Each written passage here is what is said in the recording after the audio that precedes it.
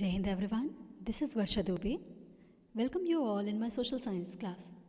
Today we are going to start a new topic from chapter 3rd of class 9th history, and the topic is the Hitler's rise to power part 2nd. आज हम class 9th history chapter 3rd का Hitler rise to power second part पढ़ने जा रहे हैं. In this video we will continue our topic Hitler's rise to power. Hitler rise to power का part 1 हमने आपको शेयर भी किया था last time. Now this is part 2.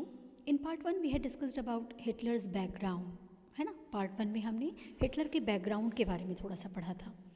But here we will discuss about how had Hitler's joined army and became powerful. How had he came in power in real sense. We will discuss all this. अभी हम क्या discuss करने वाले हैं, Hitler कैसे army को join करता है और रियल सेंस में कैसे वो इतना माइटी, इतना पावरफुल हो जाता है और सारी पॉलिटिकल और सारे अधिकार उसके हाथों में आ जाते हैं. ये सारी चीज़ें अब हम डिस्कस करेंगे. So let's begin. Look at point first. In 1923, he planned to seize control of Bavaria, march to Berlin and capture power.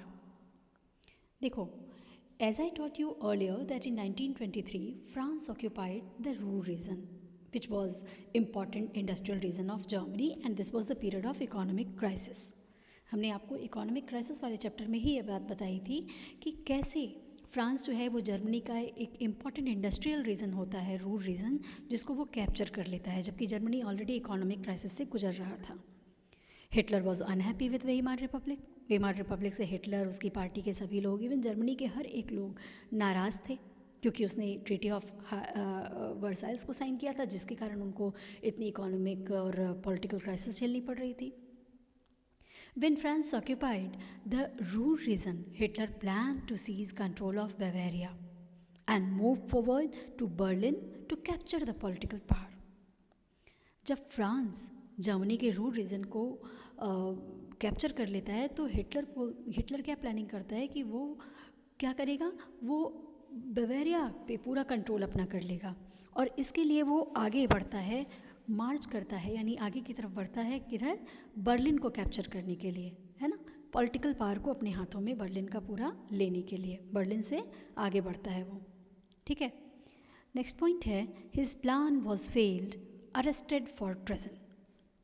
अब क्या होता है, Hitler's plan was failed and he was arrested in charge of treason. His mission was failed.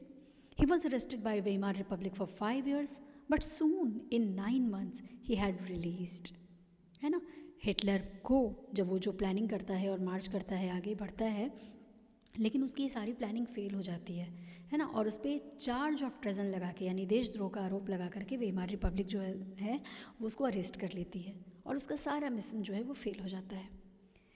वेइमार Republic ने उसको 5 साल के लिए jail में डाला था, है ना.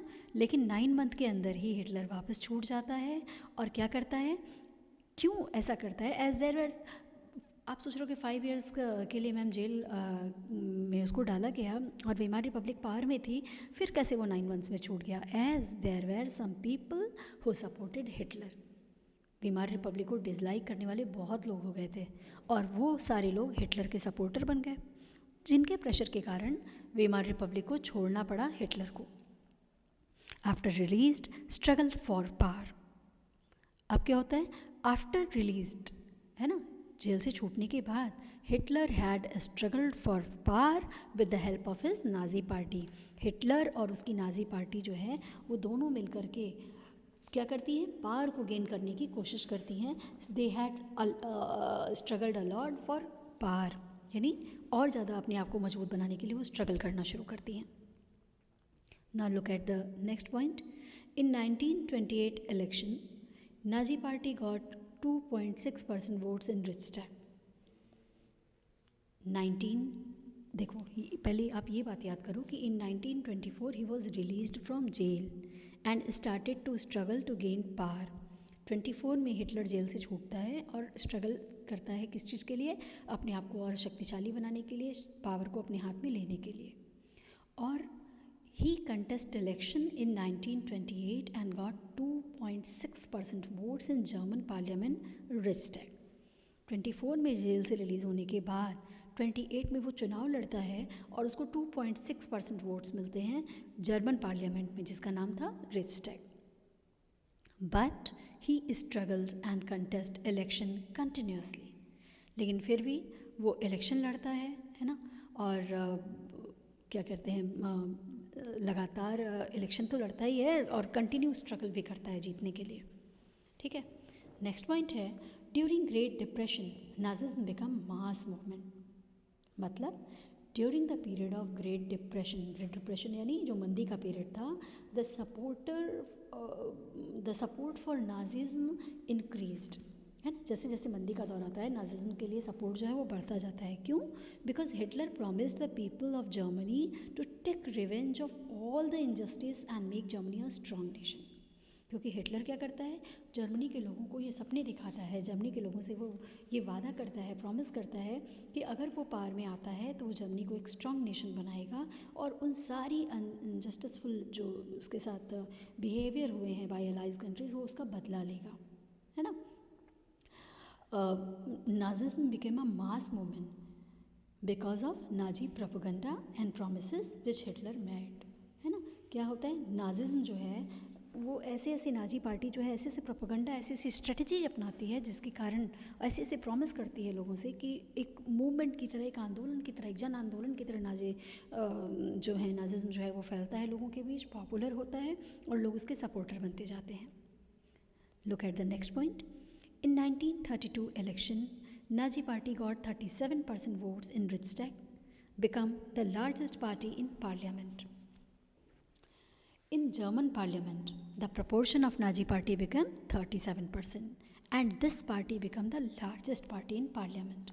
यानी कि 1932 के इलेक्शन में क्या होता है, नाजी पार्टी को जो 2.6 वोट मिले थे 28 में, 1928 में, 32 में उसको ये वोट का परसेंटेज बढ़ करके 37% हो जाता है और पार्लियामेंट में यानी जर्मनी की पार्लियामेंट में सबसे बड़ी पार्टी के रूप में उभर करके आती है नाजी पार्टी। ठीक है, नेक्स्ट पॉइंट है Nazi propaganda and promise made by Hitler gave him a chance to rise. यानी Nazi party also has some propaganda और style through which he shares its ideas to the people. Nazi party ऐसे ऐसे propaganda, ऐसे ऐसे strategies अपनाती है जिसके कारण उसकी आइडियाज़ ज़्यादा से ज़्यादा लोगों में फैलें और लोग उसकी तरफ अट्रैक्ट हो सकें। हिज स्टाइल्स और प्रोपेगेंडा और प्रोमिसेस, उसने जो लोगों को सपने दिखाए थे, जो प्रॉमिस किए थे, या उसका जो प्रचार और प्रसार करने का तरीका था नाजी पार्टी का, which gave him a chance to become popular, जिसके कारण नाजी पार्टी जो है वो और पॉपुलर लोगों के बीच में होती जाती है ना। लोगों को ऐसे सपने दिखाती है, लोगों को भी लगता है कि भली चलो इतने अंधेरे में एक उजाले की रोशनी दिखी और नाजिज्म को वो सपोर्ट करने लगते हैं। Now let's discuss what was his propaganda. अब हम ये डिस्कस करेंगे कि उसका प्रोपेगेंडा क्या था, है ना। न्यू स्टाइल ऑफ पॉलिटिक्स, यानी he use different style in politics जो इसके पहले कभी यूज़ नहीं हुई, वो सारी स्ट्रेटजीज़, वो सारी स्टाइल्स जो है वो हिटलर यूज़ करता है। क्या करता है? Using rituals and spectacle for mass mobilisation, यानी नियम कानून को छोड़ वो परंपराओं पर काम करना शुरू करता है। हिटलर ने किसी को काम करने के लिए किसी काम को करने के लिए रिचुअल्स या नियम या रस्म बना दी और ऐसे स्पेक्टिकल्स के इम्पोर्टेंस को समझाते हुए काम करते थे वो कि दैट पीपल बिकम इंटरेस्टेड, है ना। लोगों के मन में इसको परंपरा से जोड़ दिया कि नहीं ये तो हमें करना ही है, रीति रिवाज और रस्म बना दिया और लोगों के बीच में ऐसा प्रचार किया कि लोग भी इसकी तरफ फैसिनेट होने लगे। जैसे खूब रैलियाँ निकालना शुरू किया, है ना, डिसिप्लिन में रैलियाँ निकलती थी और एक नाजी सैल्यूट ही एक अलग अंदाज में होता था। मतलब ये सारे प्रोपेगेंडा वो अपनाने लगा। ठीक है, फिर है massive rallies, red banner swastika, Nazi salute, the ritualized round of applause, means everything is disciplined and people got attracted towards that. They had their own style of doing this, the things which attract people. यानी क्या करता है वो कि सारी चीज़ें जो है बड़े डिसिप्लिन में बनाता है, इतने नियम और कानून से कि मतलब जब रोड पे उसकी रैलियाँ निकलती थी तो लोग भी अट्रैक्ट होकर के देखने लग जाते थे। They had their own style of doing the things which attract people. लोग अपने आप, उसकी स्टाइल ऐसी थी नाजी पार्टी की कि लोग अट्रैक्ट हो जाते थे, है ना।